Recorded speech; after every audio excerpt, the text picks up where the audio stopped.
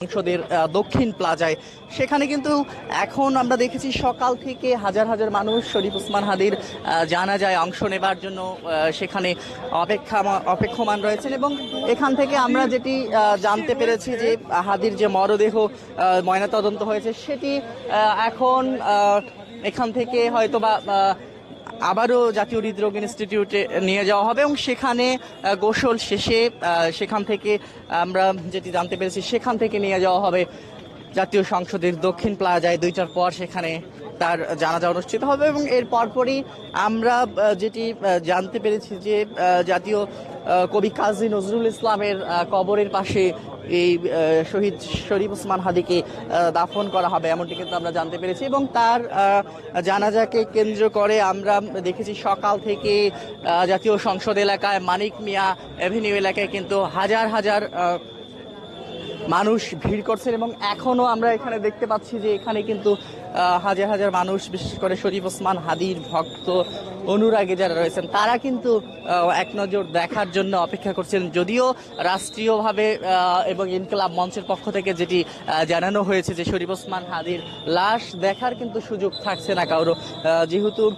অনেক লোকের সমাগম হবে, অনেক মানুষের সমাগম হবে, সে কারণেই কিন্তু লাশ দেখার সুযোগ দেয়া হবে না। তবুও কিন্তু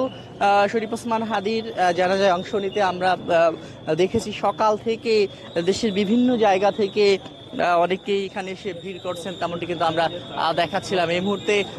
শরীফ ওসমান হাদিকে বহনকারী যে অ্যাম্বুলেন্সটি, লাশবাহী অ্যাম্বুলেন্সটি কিন্তু এগিয়ে যাচ্ছে এবং আইন শৃঙ্খলা রক্ষাকারী বাহিনীর কঠোর নিরাপত্তা, পুলিশের পাশাপাশি সেনাবাহিনী, বিজিবি মোতায়েন রয়েছে এই জায়গাটিতে। শহীদ সোহরাওয়ার্দী মেডিকেল কলেজ হাসপাতালের মর্গ থেকে ময়নাতদন্ত শেষে শরীফ ওসমান হাদির মরদেহ এই মুহূর্তে নিয়ে যাওয়া হচ্ছে তেমনটি কিন্তু আমরা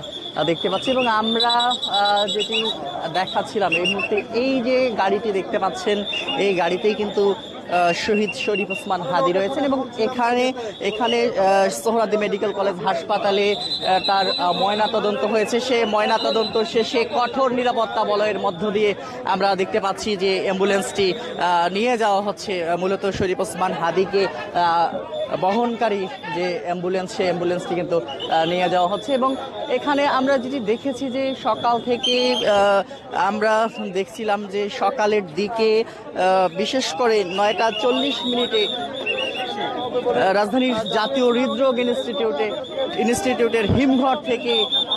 শরীফ ওসমান হাদিকে নিয়ে আসা হয় শহীদ সোহরাওয়ার্দী মেডিকেল কলেজ হাসপাতালের মর্গে এবং সেখানে তার ময়নাতদন্ত হয়েছে এবং ময়নাতদন্ত শেষে মাত্রই তাকে এখান থেকে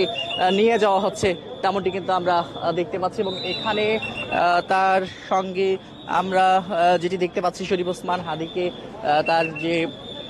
জানাজা, সে জানাজা আজকে অনুষ্ঠিত হবার কথা রয়েছে জাতীয় সংসদের দক্ষিণ প্লাজায়। সেখানে কিন্তু এখন আমরা দেখেছি সকাল থেকে হাজার হাজার মানুষ শরীফ ওসমান হাদির জানাজায় অংশ নেবার জন্য সেখানে অপেক্ষমান রয়েছেন এবং এখান থেকে আমরা যেটি জানতে পেরেছি যে হাদির যে মরদেহ ময়নাতদন্ত হয়েছে সেটি এখন এখান থেকে হয়তোবা আবারও জাতীয় হৃদরোগ ইনস্টিটিউটে নিয়ে যাওয়া হবে।